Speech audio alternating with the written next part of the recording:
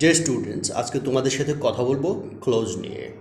English গ্রামারে close কত প্রকার, কী কী এবং প্রত্যেক প্রকারের উদাহরণ সহকারে আলোচনা করছি। So let's start. The concept of clause plays a vital role in the phase of English grammar. ইংরেজি গ্রামারে ক্লোজের যে ধারণাটি একটা গুরুত্বপূর্ণ ভূমিকা পালন করে। It's one of the most prominent building block of a sentence. একটা সেন্টেন্সের ঘটনের দিক থেকে গঠনের ক্ষেত্রে ক্লোজ একটা গুরুত্বপূর্ণ ভূমিকা পালন করে, বা একটা গুরুত্বপূর্ণ একটা বিল্ডিং ব্লক বা গঠনের একটা অংশ। They help in understanding the grammar in a more better way. এগুলো আমাদেরকে গ্রামার বুঝতেও সাহায্য করে। Clauses not only makes it easy to write, clause শুধুমাত্র আমাদের লেখার ক্ষেত্রেই সহজ করে তোলে না, but also improvises the quality of the sentence. কিন্তু একটা সেন্টেন্সের গুরুত্ব বা গুণাগুণ এটা বৃদ্ধি করে।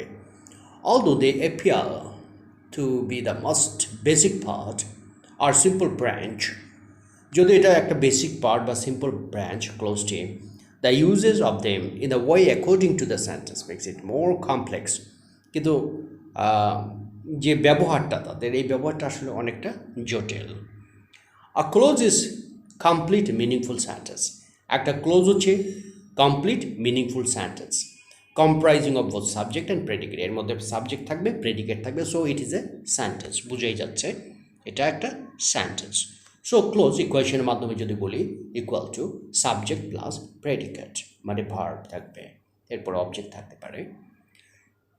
এস প্লাস পি মানে subject plus predicate. Here the subject is regarding the activity of the sentence. সাবজেক্টটা সেন্টেন্সের যে কার্যকারিতা, কাজ কী সেটা বলে দেয়। And the predicate is the one that Gates the subject to completion. এবং প্রেডিকেট সাবজেক্টকে সমাপ্ত করে বা সমাপ্তির দিকে নিয়ে যায়। প্রেডিকেটের কাজ হচ্ছে এটা। এক্সাম্পল, উদাহরণ, you eat, he dances, John paints, Gilbert plays oil, Sharon cooks deliciously, I waited for the bus but it didn't come. এগুলো কিন্তু সবই ক্লোজ, যেহেতু সাবজেক্ট এবং প্রেডিকেট রয়েছে। A point to be remembered here is that, একটা বিষয় এখানে উল্লেখ করা দরকার বা মনে রাখা দরকার, a sentence must contain both subject and verb at least once. একটা সাবজেক্ট কিন্তু অবশ্যই একটা সেন্টেন্সের মধ্যে অবশ্যই থাকবে একটা সাবজেক্ট এবং অন্তত সর্বনিম্ন একটি ভার্ব থাকবে। Absence of either of the parameters, যদি সাবজেক্টও না থাকে, ভার্বও না থাকে, would not form a clause, তাহলে কিন্তু ক্লোজ গঠন করবে না। Now let's see about the classification of clauses in various ways. এখন আমরা ক্লোজের ক্লাসিফিকেশন বা শ্রেণী বিভাগ দেখব। ইন্ডিপেন্ডেন্ট ক্লোজ কাকে বলে? ইন্ডিপেন্ডেন্ট ক্লোজ হচ্ছে, বা আমরা যেটাকে প্রিন্সিপাল ক্লোজ বলি, সেটা হচ্ছে independent close. Clauses that are not influenced by any other sentences. অন্য কোনো সেন্টেন্স দ্বারা যদি প্রভাবিত না হয়, সেই ধরনের সেন্টেন্সগুলোকে আমরা ইন্ডিপেন্ডেন্ট ক্লোজ বলবো। That is they can present independently, তারা স্বাধীনভাবে অবস্থান করে, satisfying the basic clause condition, এবং একটা সেন্টেন্স বা ক্লোজে যে সমস্ত শর্ত থাকে সেগুলো পূরণ করে। Also called the main clause, এবং এটাকে মেইন ক্লোজ বলা হয়, প্রিন্সিপাল ক্লোজ বলা হয়, ইন্ডিপেন্ডেন্ট ক্লোজ বলা হয়। উদাহরণ, I play in the dockyard, এটা একটা মেইন ক্লোজ বা প্রিন্সিপাল ক্লোজ বা independent close. In the dockyard I play, same thing. From the above examples, irrespective of the remaining part of the sentence, the close I play, যদি I play বলি, in the dockyard এটা না বললেও I প্লেটাই একটা principal বা independent clause হয়ে গেল। Is called an independent clause because it can also form a meaningful complete sentence, কারণ এটা একটা সম্পূর্ণ মিনিংফুল সেন্টেন্স তৈরি করতে পারে উইদাউট দ্য আদার পার্ট। যেমন ইন দ্য ডকিয়ার্ড বা ডকিয়ার্ড, এটা ছাড়াও মিনিং পুরোপুরি হয়ে যায়। সাম আদার আর, অন্যান্য যে উদাহরণগুলো দেখছি, she is a good girl, I like movies, mobiles. I like mobiles. I watched the whole movie. Alarm beeps whenever it falls down. এগুলা আবার আমরা দেখতে পাচ্ছি সবই হচ্ছে ইন্ডিপেন্ডেন্ট ক্লোজ। এখন আসা যাক কোঅর্ডিনেট ক্লজটাকে। কোঅর্ডিনেট ক্লজ হচ্ছে a coordinate clause is made when you connect two independent clauses that are of equal importance. যখন দুটা ইন্ডিপেন্ডেন্ট ক্লজকে আমরা সংযুক্ত করি তখনই গঠিত হবে coordinate clause. Same sentence or importance are the same. These clauses are connected by coordinating conjunctions. আর এই সমস্ত ক্লোজ দুটাকে সেম ইম্পর্টেন্সের দুটা সেন্টেন্সকে আমরা কোঅর্ডিনেটিং কনজাংশন দিয়ে যুক্ত করি। The following R all coordinating conjunction. এখন কি কি কনজাংশন দিয়ে যুক্ত করা হয় এগুলো একটু দেখে নেই। ফর, অ্যান্ড, নর, বাট, অর, ইয়েট, সো। এগুলো দিয়ে যখন আমরা দুটা ইন্ডিপেন্ডেন্ট ক্লোজকে যুক্ত করব তখন সেটার নাম হয়ে যাবে কোঅর্ডিনেটিং ক্লোজ বা কোঅর্ডিনেট ক্লোজ। আর আমরা সবগুলা কোঅর্ডিনেটিং কনজাংশনকে একটা শব্দ দিয়ে যদি বুঝি তাহলে ফ্যান বা FANBUYS প্রত্যেকটা কোঅর্ডিনেট কনজাংশনের ইনিশিয়াল লেটারটা নিয়ে আমরা ফ্যান বয়েজ গঠন করেছি। এরপর আসা যাক ডিপেন্ডেন্ট ক্লোজ মানে কি। ডিপেন্ডেন্ট মানে নির্ভরশীল, বুঝাই যাচ্ছে এটার অর্থটা দিয়ে কি বুঝাচ্ছি আমরা। Dependent clauses can't be functional alone for the sentence completion meaningfully. তার মানে ডিপেন্ডেন্ট ক্লোজ নিজে নিজে কোনো ফাংশনাল হতে পারে না বা কার্যকারিতা নাই এর ফর দ্য সেন্টেন্স কমপ্লিশন, সেন্টেন্সটা গঠন করার ক্ষেত্রে বা সম্পূর্ণ করার ক্ষেত্রে এর কোনো কার্যকারিতা থাকে না বা অসম্পূর্ণ থাকে। They need to be used along with the independent clauses. আর এগুলোকে ব্যবহার করা হয় সাথে অবশ্যই থাকতে হবে ইন্ডিপেন্ডেন্ট ক্লোজ বা মেইন ক্লোজ সাথে থাকবে, তখনই এটা মিনিংফুল হয়। আদারওয়াইজ এটা নিজস্ব কোনো মিনিংফুল সেন্টেন্স গঠন করতে পারে না। ফর সাপোর্টের জন্য দরকার পড়ে independent ক্লোজকে। Presence of only independent clause doesn't fit or provide the complete meaning. শুধুমাত্র dependent clause, presence of the only dependent clause থাকলেই সম্পূর্ণ মিনিংটা আসবে না। Also call the subordinate clause, আর এটাকে সাবঅর্ডিনেট ক্লোজও বলা হয়। যেমন when I was returning from Dhaka I met with an accident। এখানে when I was returning from Dhaka এটা হচ্ছে ডিপেন্ডেন্ট ক্লোজ, আর I met with an accident এটা হচ্ছে ইন্ডিপেন্ডেন্ট ক্লোজ বা main clause. I guessed that she couldn't pass। I guessed এটা হচ্ছে principal clause বা মেইন ক্লোজ, আর that she couldn't pass এটা হচ্ছে subordinate clause. He purchased a ring which was damn pretty। He purchased a ring এটা হচ্ছে principal close, which was damn pretty এটা subordinate clause. Because he loves games he bought a set of 5 volumes। Because he loves games এটা dependent clause, he brought a set of 5 volumes এটা হচ্ছে independent বা main clause বা principal clause। এখন আমরা subordinate clause বা dependent ক্লোজকে কয় ভাগে ভাগ করা হয়েছে সেটা একবার দেখব। Now under dependent clauses there are 3 main types of clauses that are the most important and crucial part of clauses।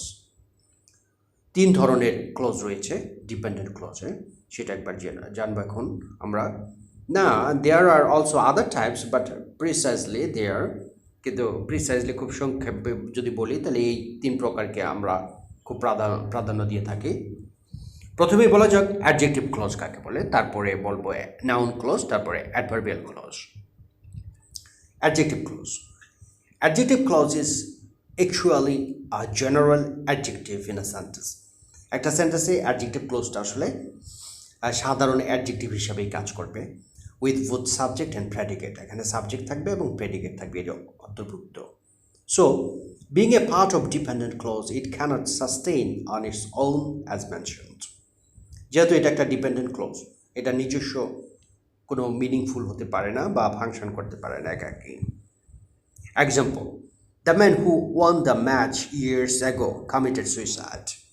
Who won the match এটা হচ্ছে অ্যাডজেক্টিভ ক্লোজ, কারণ এটা নাউন বা ম্যানকে মডিফাই করছে, এই জন্য এটা অ্যাডজেক্টিভ হয়েছে। হু ওয়ান দ্য ম্যাচ এতটুকু অংশ নাউনের জন্য বসেছে, ম্যানের জন্য বসেছে এই জন্য। আর বাকিটা দ্য ম্যান committed suicide, এটা হচ্ছে প্রিন্সিপাল ক্লজ।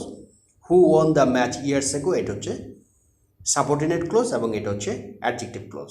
কারণ সাবঅর্ডিনেট ক্লোজের শ্রেণী বিভাগে হচ্ছে 3 ধরনের বলেছে, এর মধ্যে প্রথম যে ভাগটা সেটা অ্যাডজেক্টিভ ক্লোজ, আর এটা হচ্ছে adjective close. Elena owns the book that has a blue colored envelope. এখানে that has a blue colored envelope, এটা হচ্ছে সাবঅর্ডিনেট ক্লোজ এবং অ্যাডজেক্টিভ ক্লোজ হিসাবে কাজ করছে। তাহলে কেন অ্যাডজেক্টিভ? এটা বুক মানে বইকে মডিফাই করতেছে এই পুরো ক্লোজটি, that has a blue coloured envelope, so it is an adjective clause. Adjective clause নিজে কিন্তু একটা সাবঅর্ডিনেট ক্লোজ, এটা মনে রাখতে হবে। এরপর আসে নাউন ক্লোজ কাকে বলে। অ্যাজ দ্য নেম সাজেস্ট, নাম থেকেই বোঝা যায়, sentence comprising of a noun which can be either the subject or predicate, like which that. যখন সাবজেক্ট হিসাবে বসবে কোনো ক্লোজ বা অবজেক্ট হিসাবে বসবে কোনো ক্লোজ, অথবা নাউন মনে হবে পুরো ক্লোজটাকে যদি আমরা নাউন হিসেবে দেখি, তাহলেই এটা নাউন ক্লোজ হয়ে যাবে। যেমন আমরা উদাহরণ যদি দেখি, what we have said is completely right. What we have said, এই যে হোয়াট উই হ্যাভ, আমরা যা বলেছি, যেটা বলেছি সেটা কিন্তু আসলে নাউন হয়ে গেছে এখানে। হোয়াট ইউ হ্যাভ সেইড, তুমি যা বলেছ, বা হোয়াট উই হ্যাভ সেইড, আমরা যা বলেছি, এটা সাবজেক্ট হিসাবে বসেছে এখানে, তারপরে ইজ হচ্ছে ভার্ব। তার পুরো ক্লোজটাই সাবজেক্ট, পুরো ক্লোজটাই এখানে সাবজেক্ট হিসাবে বসছে, এবং যেহেতু সাবজেক্ট এখানে নাউন বোঝাচ্ছে, পুরো ক্লোজটা নাউন হিসাবে ফাংশন করছে। মানে আমার বা তোমাদের যা বলা, এই বলাটাই হচ্ছে, বা তোমাদের বলাটা বা আমাদের বলাটাই, বা যে বক্তব্যটা এটার কথা বলছে, এই বক্তব্যটাই নাউন, আর এটার কথা বলছে, এই জন্য এটা নাউন হয়ে গেছে। ইজ কমপ্লিটলি রাইট, তারপরে ভার্ব ইজ, তারপর বাকি অংশ মানে প্রেডিকেট, ইজ এরপরে predicate. I love the way in which Jeremy paints, এখানে আই লাভ দ্য ওয়ে, আমি পছন্দ করি সেই ধরনটি, ইন হুইচ জেরেমি পেন্টস। এখানে I love the way in which Jeremy paints, এখানে এটা হচ্ছে অ্যাডজেক্টিভ ক্লোজ, কারণ ওয়েকে এখানে মডিফাই করছে। এখানে এটা নাউন ফ্রেজ হয়েছে, যেহেতু এখানে অবজেক্ট হিসাবে ব্যবহৃত হয়েছে। এরপর আসা যাক অ্যাডভার্বিয়াল ক্লোজ। Adverbial clauseর definition হচ্ছে, this type of clause is to be considered with utmost attention. একটু খেয়াল করতে হবে, এটা খুব বেশি গুরুত্ব দিতে হবে, মানে খুব যত্ন বা অ্যাটেনশন নিয়ে বুঝতে হবে, বিকজ এখানে কিছু বিভ্রান্তি হয়ে যেতে পারে, আরেকটার সাথে মিক্স হয়ে যেতে পারে। Don't confuse between an adverb and adjective. Adverb close এবং অ্যাডজেক্টিভ ক্লোজের মধ্যে যাতে কোনো ধরনের সমস্যা না হয়, দুইটা কিন্তু আলাদা। Something that describes a noun or a pronoun is an adjective. আমরা অ্যাডজেক্টিভ ক্লোজের মধ্যে দেখেছি নাউন বা প্রোনাউনকে ডেসক্রাইব করেছে, whereas something that describes the adjective, যখন অ্যাডজেক্টিভকে ডেসক্রাইব করবে is called an adverb, তখন এটা অ্যাডভার্ব ক্লোজ হয়ে যাবে। অথবা যখন ভার্বকে মডিফাই করবে বা ডেসক্রাইব করবে, তখন এটি কিন্তু অ্যাডভার্ব হয়ে যাবে। সেটা এখানে লেখা নেই, আমি বলে দিলাম। অনেক সময় ভার্ব কীভাবে সম্পন্ন হয়, কখন সম্পন্ন হয়, কোথায় সম্পন্ন হয়, এগুলোও কিন্তু অ্যাডভার্ব ক্লোজ হয়ে যাবে। So the adverbial close is a typical adverb present in a sentence satisfying the close condition accordingly. Close condition যে অবস্থাটা আছে ক্লোজে, সেটা আসলে অ্যাডভার্ব হিসাবে সেখানে কাজ করবে। Example, stay in the waiting হল বা টিল আই রিটার্ন, এখানে থাকো টিল আই রিটার্ন, এটা একটা টাইমের কথা বলেছে। সো অ্যাডভার্ব অফ টাইম, এটা যেহেতু টাইমের কথা বলেছে বা টাইম বোঝাচ্ছে এই ক্লোজটি দিয়ে, সুতরাং এটা adverbial close. I do not know where he went, এখানে স্থানের কথা বলেছে, আমি জানি না কোথায় সে গিয়েছে। হোয়ার হি ওয়েন্ট, এটা হচ্ছে অ্যাডভার্বিয়াল ক্লোজ। সুতরাং টাইম, প্লেস, ম্যানার, এই 3 ধরনের এক্সপ্রেশন যদি থাকে কোনো ক্লোজে, সেটাকে আমরা অ্যাডভার্বিয়াল ক্লোজ বলবো। To sum up the whole content, সমস্ত বিষয়টাকে যদি আমরা খুব সংক্ষেপে বলি, ওয়ান হ্যাজ টু নো, একজনকে জানতে হবে যে know and understand how to implement the uses of clause in a sentence, কীভাবে সেন্টেন্সের ব্যবহারটা বাক্যে করতে হয় সেটাও জানতে হবে।